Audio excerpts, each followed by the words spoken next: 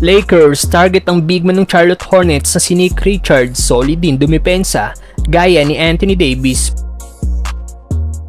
Pero bago yan, Klay Thompson 0 points laban sa LA Clippers. Naganap na nga po kanina ang third preseason game ng Dallas kung saan nakakalaban nila ang LA Clippers.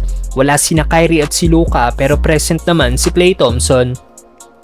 Matapos ang solid debut game ni Klay sa Dallas kung saan gumawa ito ng 10 points at 3 rebounds shooting 3 of 5 sa 3-point area, kanina sa kanyang second game sa bago niyang team, nagkardyo nga lang po si Klay dahil wala ni isang puntos na nagawa ang nasabing forward. Sa siyam na tira ni Klay, wala nga po ni isang pumasok na kahit may mga open look din sa tres ang 5-time All-Star, ayaw talagang pumasok ang kanyang tira.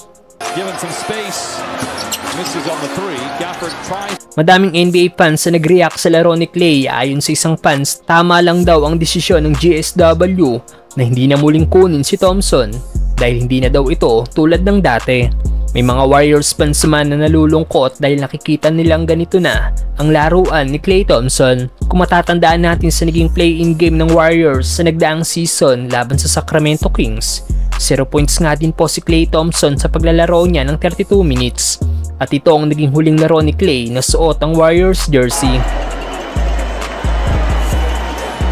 Samantalang Lakers target ang big man ng Hornets si Nick Richards. Matapos mapaulat noong nakaraan na naghahanap na ng center ang Lakers bago magsimula ang season, ngayon napaulat nga po na interesado ang nasabing team na kunin ang big man ng Hornets na si Nick Richards.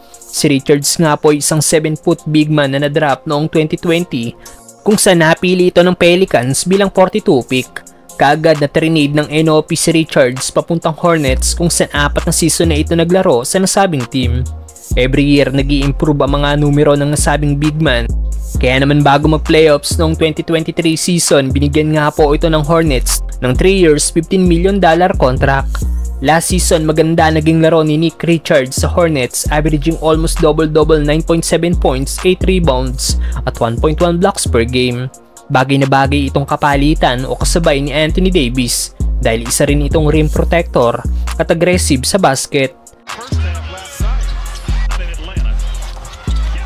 Napaulat kahapon na naging guest ni Howard sa kanyang podcast ang Lakers owner na si Jeanie Buss kung saan nakiusap si Dwight at pinantahan ng Lakers owner na bigyan pa siya ng isa pang pagkakataon dahil nasa magandang pangangatawan pa rin siya para makapag-compete sa NBA.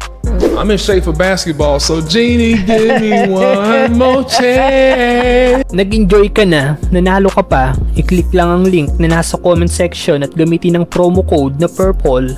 Piliin ang sport option para makakuha ng 12,000 bonus. Sa ngayon wala pang update kung ano ang naging tugon ng Lakers owner sa naging pahayag na ito ni Howard. Kung walang makuwang big man ng Lakers, pwede siguro nilang i-consider si Dwight Howard. Lalo't may chemistry na rin ito kasama sina LeBron at Davis. At isa pa, pwede itong ipantao kay Nikola Jokic gaya noong 2020 West Finals. Ano masasabi nyo dito mga brother?